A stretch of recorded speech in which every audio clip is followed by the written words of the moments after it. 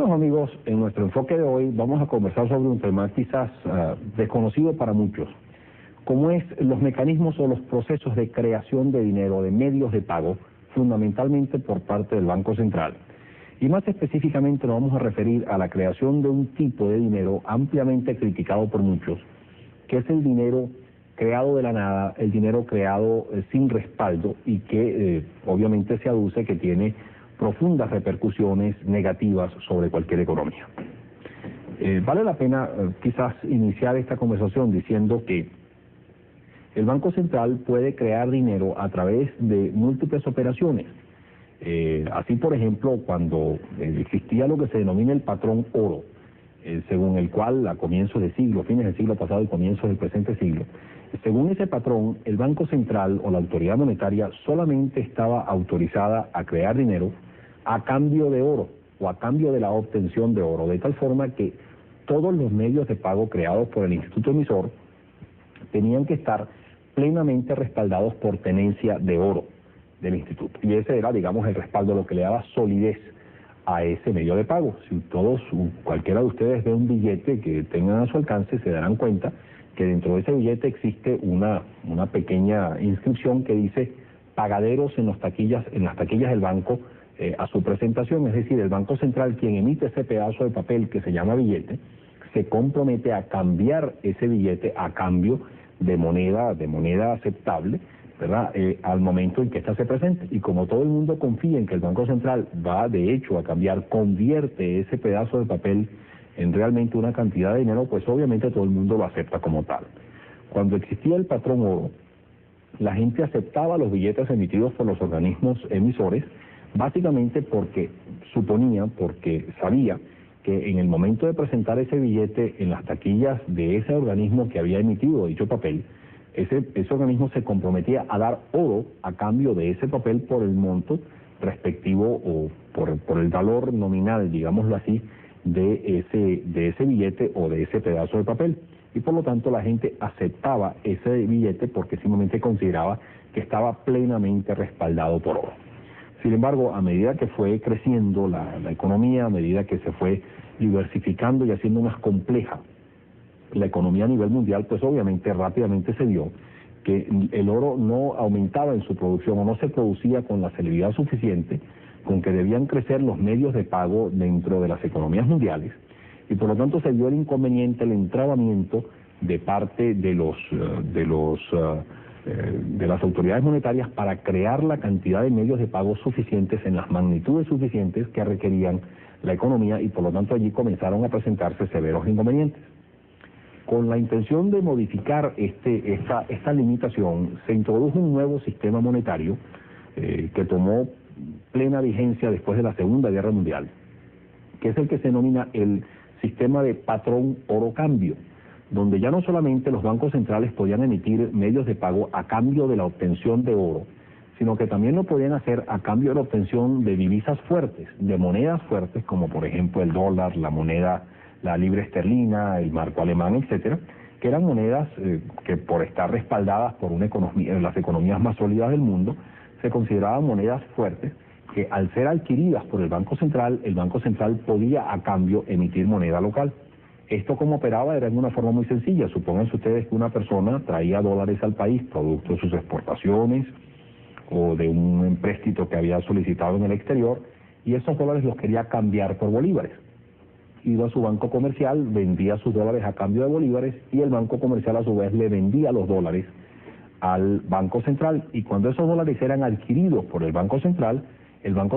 a cambio daba el contravalor en bolívares o en la moneda local de esos dólares que adquiría, y de esa forma creaba dinero, inyectaba recursos a la economía. Es por eso que cuando el Banco Central compra divisas o compra oro, simplemente pues emite dinero, crea dinero en el público, y viceversa. Cuando el Banco Central vende oro o vende divisas, por ejemplo, para cubrir la importación, pues a cambio obtiene bolívares, moneda local, que retira de la circulación. En la medida en que la cantidad de dólares, por lo tanto, que tenga el Banco Central en forma de reservas internacionales aumenta, en esa misma medida también aumenta la oferta monetaria, la cantidad de dinero en poder del público, porque el Banco Central lo que está haciendo es inyectando una mayor cantidad de recursos por los dólares que compra, de la cantidad de bolívares que retira de la circulación por la venta de dólares que realiza. Vamos a cumplir unos compromisos. Al regreso vamos a ver, bueno, qué otros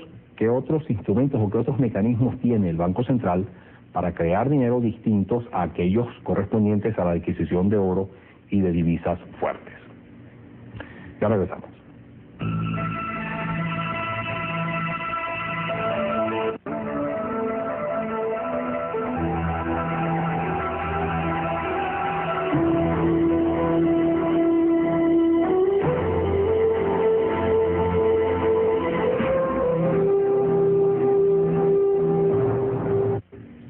Decíamos al final del segmento anterior que el Banco Central, en un sistema de patrón oro-cambio, podía crear dinero a través de la adquisición de oro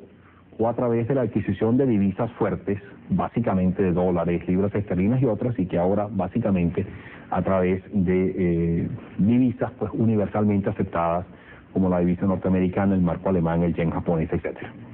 Pues bien, el Banco Central a su vez tiene también la potestad de crear dinero a través de la adquisición de otros activos distintos al oro y a las divisas, que yo creo que nadie cuestiona que realmente pueda emitir bolívares o que pueda emitir moneda local a cambio de oro y divisas, pero también tiene la opción de poder emitir moneda local a cambio de otros activos, como son, por ejemplo, obligaciones del Estado. El gobierno, por ejemplo, emite o puede emitir bonos, o puede emitir pagarés, o puede emitir digamos, obligaciones a ser pagadas dentro de 4, 5, 6, 7, 20 años, las cuales pueden ser adquiridas por el Banco Central, compradas por el Banco Central, y a cambio de esas obligaciones emitidas por el Estado, que son no otra cosa que un activo para el Banco Central en el momento en que las adquiere, el Banco Central emite moneda local, es decir, le da bolívares o le da moneda local al gobierno que las emite. De esta forma, entonces, nosotros podemos crear medios de pago, podemos crear oferta monetaria, podemos ensanchar la oferta monetaria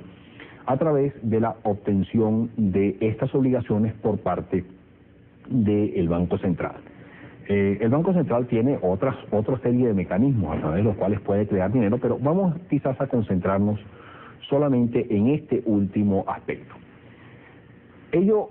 Este mecanismo adicional de creación de dinero, a través del cual el Banco Central puede crear dinero, a su vez lleva o permite que, por ejemplo, en un momento dado el gobierno necesite un financiamiento adicional para realizar una determinada erogación o determinados gastos públicos, por ejemplo, para concluir una obra pública, una carretera, una represa, etcétera, que justifique, digamos, que el sector público se endeude para gastar esos recursos para poder culminar esos proyectos de inversión, y entonces lo que hace simplemente es emitir esas obligaciones, ofrecérselas al Banco Central, y el Banco Central, a cambio de su adquisición, le entrega bolívares, crea bolívares al adquirir esa obligación, y a la vez le da esos bolívares al gobierno, quien entonces utiliza los mismos para financiar su actividad de gasto adicional. Sin embargo, esto es algo por demás peligroso, porque si bien el uso racional de este instrumento o de esta fuente de financiamiento por parte del Estado es algo que no tiene o que no debe llevar alarma en ninguna economía, eso es perfectamente factible que se utilice dentro de ciertos límites, dentro de ciertos rangos. Sin embargo, el abuso de esa fuente de financiamiento de gasto público es algo por demás peligrosa y perniciosa dentro de una economía, porque ello ha llevado a muchas economías a situaciones realmente críticas, realmente difíciles en un relativo breve plazo. Vamos a tratar de explicar un poco más esta idea con un criterio un poco amplio. Supónganse ustedes que el gobierno en un momento dado decide llevar a cabo una política expansiva de gasto, es decir, decide incrementar en una forma sustancial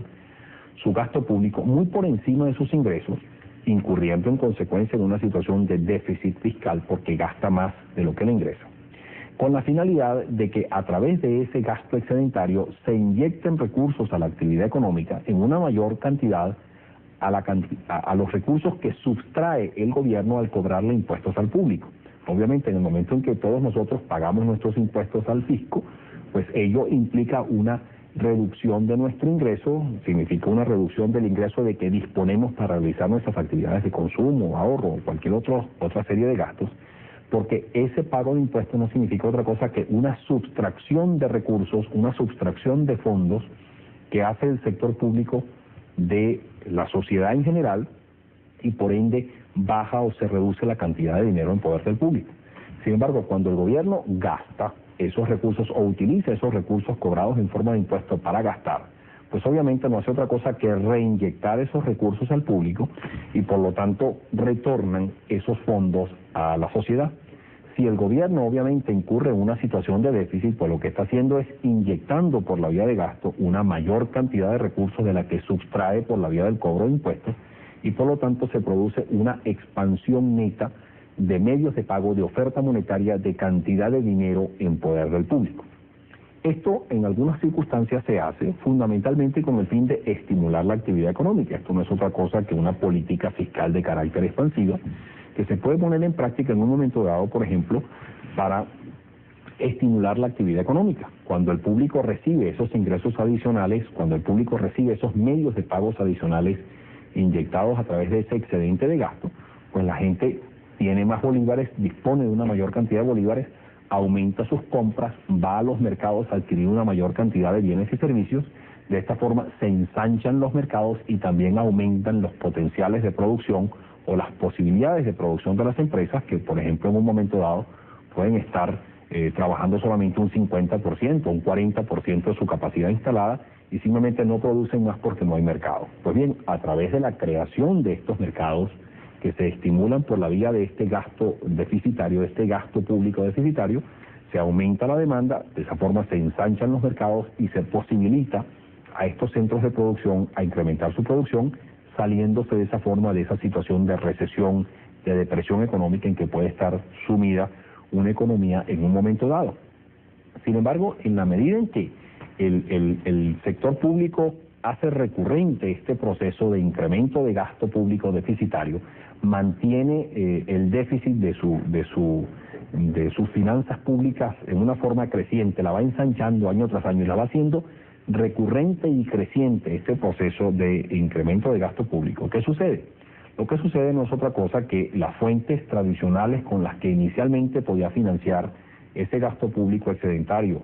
o deficitario, por ejemplo a través de ahorros previamente acumulados por el sector público o por préstamos que hacía del público, por ejemplo vendiéndole obligaciones al público o pidiéndole prestado a los bancos comerciales internos, etcétera, comienzan a agotarse. Entonces el sector público que quiere seguir incrementando su gasto público o mantener un nivel de gasto público muy por encima de los impuestos que cobra o de los ingresos que percibe, comienza a buscar otras fuentes alternativas para cubrir ese déficit recurrente y creciente en el tiempo. Y esa fuente es obviamente la fuente más fácil, la fuente sobre la cual prácticamente tiene un control total del sector público en muchos casos, que es el Banco Central, el ente, el organismo emisor. Estos gobiernos entonces comienzan a emitir a mansalva una serie de obligaciones, pagaré a 20 años, pagaré a 25 o a 30 años al tenedor de este título, X cantidad de bolívares, entonces se los vende o de pesos o de soles o de cualquier moneda local. Y entonces le vende estas obligaciones al Banco Central. El Banco Central, al comprar estas obligaciones, emite dinero, ese dinero inorgánico, ese dinero sin fundamento alguno, simplemente fundamentado en una promesa de pago dentro de 20 y tantos años por parte del gobierno. Entonces el gobierno sigue recibiendo sus recursos con los que puede seguir realizando o cubriendo o financiando este excedente de gastos. Esto entonces hace que permanentemente dentro de estas economías con déficit crónicos y crecientes del sector público se vaya inyectando una cantidad de dinero cada vez mayor, una cantidad masiva de recursos que sigue estimulando persistente o permanentemente la demanda dentro de esas economías y que sigue haciendo o estimulando que los miembros de esa sociedad que se benefician de ese mayor gasto vayan a los mercados a querer adquirir bienes y servicios. Sin embargo, rápidamente se dan cuenta que esas economías, particularmente las economías menos desarrolladas, de pronto no están en capacidad de seguir respondiendo el sector productivo a esa demanda creciente que se va aumentando o ensanchando día a día como consecuencia de ese gasto público deficitario, como consecuencia de esa inyección persistente y masiva de medios de pago a través de ese gasto público deficitario. En estos casos, entonces, lo que surge es un desequilibrio entre las fuerzas de oferta y demanda. Por una parte, la demanda va creciendo a un ritmo sumamente acelerado y la oferta lo va haciendo, pero a un ritmo sustancialmente menor o con muchísima menor velocidad, creando esto entonces una brecha cada vez mayor en el mercado, caracterizada por un excedente de demanda sobre oferta. Cada vez los bienes o los servicios que se pueden adquirir en el mercado son más escasos y por lo tanto surgen entonces problemas de desabastecimientos crónicos que obviamente desencadenan en situaciones de presiones alcistas de los precios, es decir, en presiones inflacionarias galopantes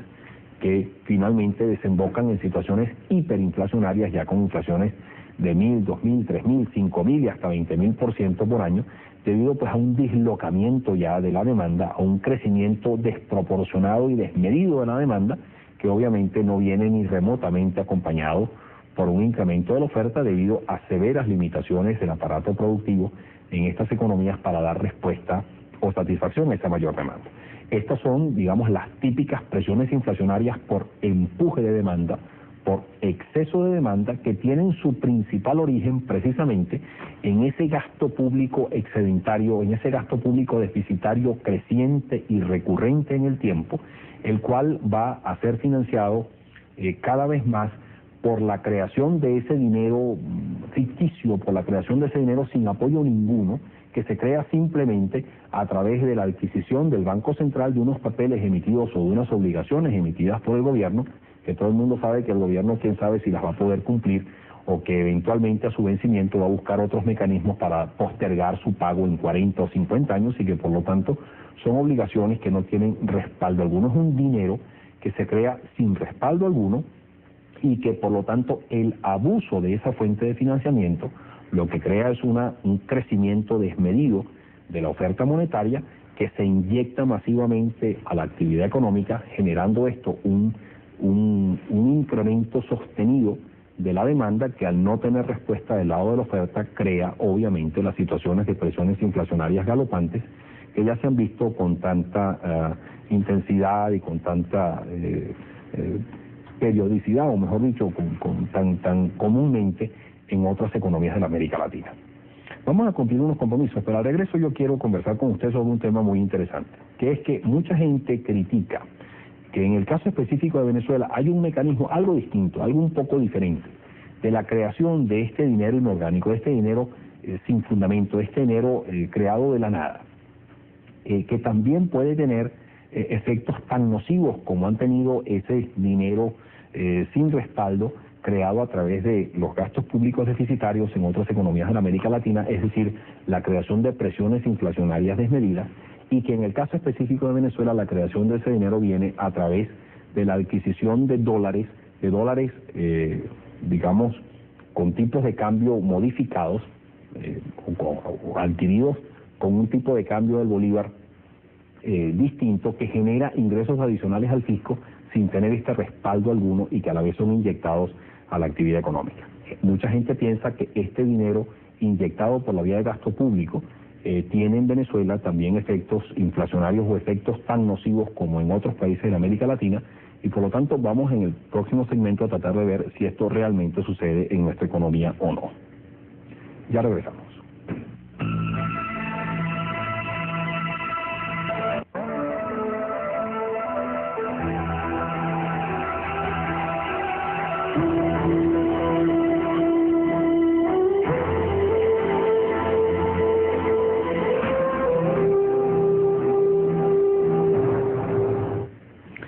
Cuando en el caso específico de Venezuela se devalúa el bolívar se deprecia, como por ejemplo sucedió con gran intensidad en marzo de 1989 a raíz de la unificación cambiaria, eso incuestionablemente genera ingresos adicionales al fisco que al ser inyectados por la vía de un mayor gasto público, puede en principio pensarse que esos son unos recursos que se inyectan o que se crean de la nada, porque simplemente son producidos precisamente por la devaluación del bolívar o por la modificación cambiaria del bolívar. En efecto, como todos conocemos, PDVSA está obligada a venderle la totalidad de los dólares que obtiene producto de sus exportaciones de petróleo en el resto del mundo al Banco Central. El Banco Central, en cada operación que realiza con PDVSA de este tipo, simplemente le da a PDVSA el contravalor en bolívares de esos dólares que adquiere al tipo de cambio que existe en el momento. Por lo tanto, cuando pasó el tipo de cambio aplicable a esas transacciones petroleras de 14 bolívares 50, que existió hasta marzo de 1989, al tipo de cambio único, que estuvo por encima de 38 bolívares de un día para otro, eso implicó que por cada dólar que le vendía PDVSA al Banco Central, el Banco Central ahora, en vez de crear 14 bolívares 50, creaba 38 bolívares y tanto. Y como PDVSA entonces recibía esos bolívares, pero se los transfería al fisco nacional, al tener que pagarle también unos impuestos sustancialmente mayores, esa devaluación obviamente implicaba una elevación sustancial muy importante de la cantidad de recursos o de los ingresos percibidos por el fisco, por el gobierno, por el sector público. Pues bien, en la medida en que el sector público utilizaba esos recursos excedentarios obtenidos por una simple medida cambiaria, casi hasta por una simple medida contable, como es el tipo de cambio del bolívar con respecto al dólar, en un momento dado, ese era un dinero que no tenía o no había sido creado con un respaldo productivo, con un incremento de la producción, etcétera, pero era un dinero que era o podía ser inyectado a la actividad económica a través de un incremento sustancial en el gasto público. De esa forma, entonces, esa devaluación que incrementaba los ingresos del sector público también iba, a fin de cuentas, a incrementar la cantidad de medios de pago, la cantidad de dinero en poder del público, ya que al ser utilizados esos mayores ingresos para cubrir un mayor gasto, ese mayor gasto o a través de ese mayor gasto se monetizaba, se inyectaba a la actividad económica esos ingresos adicionales creados simplemente por la gestión o por la decisión de devaluación. Esto entonces hacía que al aumentar la oferta monetaria, esto llevaría a los venezolanos a incrementar también su demanda en una cantidad sustancial y por lo tanto aquí se estaría operando exactamente el mismo mecanismo que se ha operado ya en otras economías de la América Latina, donde el gasto público deficitario financiado a través del Banco Central, a través de la maquinita de hacer billetes, como se le menciona pues en el argot financiero popular, si puede hablarse de tal argot o de tal lexicología, o de tal léxico. En esa misma medida, pues el dinero inyectado a la actividad económica interna en Venezuela, ese dinero creado simplemente por una medida devaluacionista, iba también a crear una expansión desmedida de la demanda que al no tener respuesta de la oferta iba a generar presiones inflacionarias similares a las presentadas en otras economías de la América Latina. Sin embargo, en el caso específico de Venezuela hay una gran diferencia. Hasta ese momento, es verdad, las dos cosas son prácticamente lo mismo. Pero también es cierto que al ser el sector público quien produce y quien vende los dólares, pero al ser el sector privado quien demanda los dólares, el sector privado importador quien demanda esos dólares ahora mucho más costosos después de la devaluación, también es cierto que al modificarse el tipo de cambio, eso hace que los importadores tengan que pagar una mayor cantidad de bolívares por los dólares que adquieren y que siguen requiriendo para realizar sus importaciones. Esto obviamente significa un mayor costo de producción, ellos transfieren ese mayor costo de producción a los precios de sus productos finales y somos todos los venezolanos, los miembros de la sociedad venezolana, los que a fin de cuentas acabamos pagando esos dólares a ese mayor precio.